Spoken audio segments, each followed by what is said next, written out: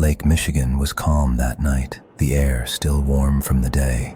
Teenagers from Manistee, Michigan, had gathered at a sandy beach called First Street, a place for laughter, swimming, late-night dares. But one of them would never come home again. His name was Terry Sutter. He was only 15 years old. Terry wasn't the kind of kid people expected to end up in a newspaper headline. He was funny, athletic, popular with friends. That Friday, he told his mother he was heading out with a group, the same way dozens of kids did every weekend. There was nothing unusual, no warning.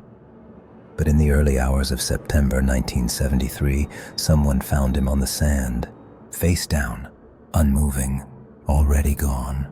At first, people thought maybe it was an accident, a boy who'd drowned, maybe too much beer, too much fun, a swim gone wrong.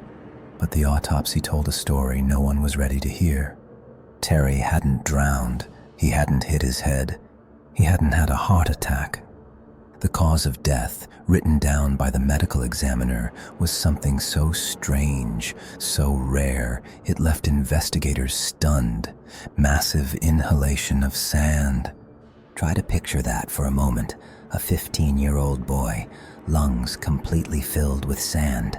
Not a little bit, not a handful, enough to choke the air from his body, enough to block every breath. How does that happen? Who dies that way? On an open beach? Police began asking questions. Was it a freak accident? Did Terry collapse, face down in a dune, and suffocate before anyone noticed? Or was this deliberate? Someone forcing him down, holding him there, pressing his face into the sand until he couldn't breathe? It didn't take long for whispers to spread. Terry was murdered. Witnesses remembered seeing something strange that night. A group of people near the edge of the beach, around a car. They weren't laughing, they weren't talking. One described hearing the heavy slam of a trunk closing. Another claimed it looked like they were carrying something, or someone. But the darkness swallowed details, and in the 1970s, there were no cell phones, no instant recordings, just fragments of memory. By the time police arrived, the scene was already contaminated. Curious teenagers, worried parents, neighbors all crowded the beach. Footprints covered the sand, cigarette butts littered the ground. Evidence slipped away with the tide. Terry's injuries deepened the mystery. Bruises marked his body, scratches on his face, his arms, signs of a struggle. If he'd simply fallen, why the marks? If he'd stumbled into sand, why were his shorts partly torn, his personal belongings scattered? And then there was what was missing. Certain items, his house key, small things from his pockets, were never found, as if someone had taken them. As if someone wanted souvenirs. The official ruling never satisfied anyone. To call it an accident felt insulting. To call it murder demanded proof police didn't have. So the file lingered, open but stagnant.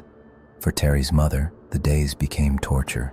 She would sit by the window, waiting, as if her son might walk home at any moment. The family begged authorities not to let it go cold. But time, cruel as it is, kept moving. Decades passed. The beach changed. Generations of kids went swimming in the same water, never knowing the story under their feet. But for locals, the name Terry Sutter still carried a chill. Because the truth is this: Terry's case has never been solved. Years later, investigators revisited the evidence. They interviewed classmates, friends, even old witnesses who still remembered that night. Some believed Terry had gotten into a fight. Others swore he was targeted. And some thought it was all a prank gone wrong. Teenagers daring each other, not realizing the risk until it was too late. But the sand detail never let go. How do you prank someone into filling their lungs with sand? How do you force that without intent? It always came back to the same word: murder.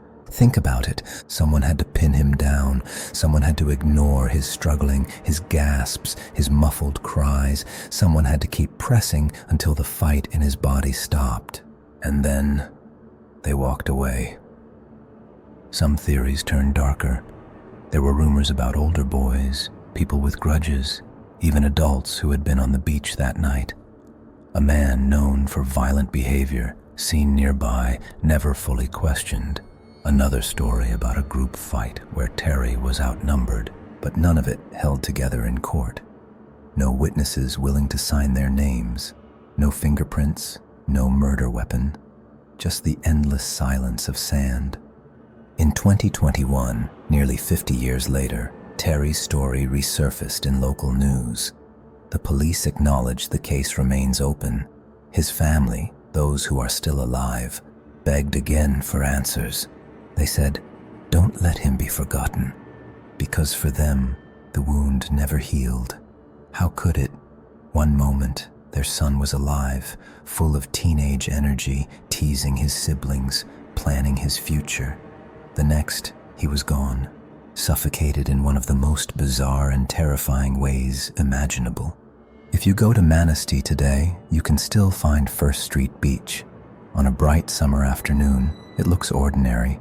Kids laughing, waves rolling in, seagulls screaming overhead.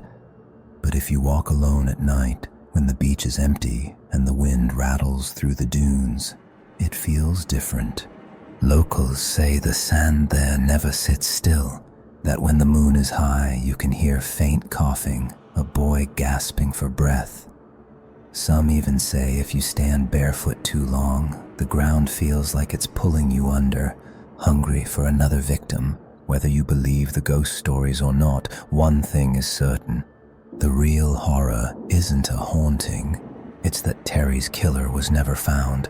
50 years of silence, 50 years without justice. A 15-year-old boy buried alive by sand and no one punished.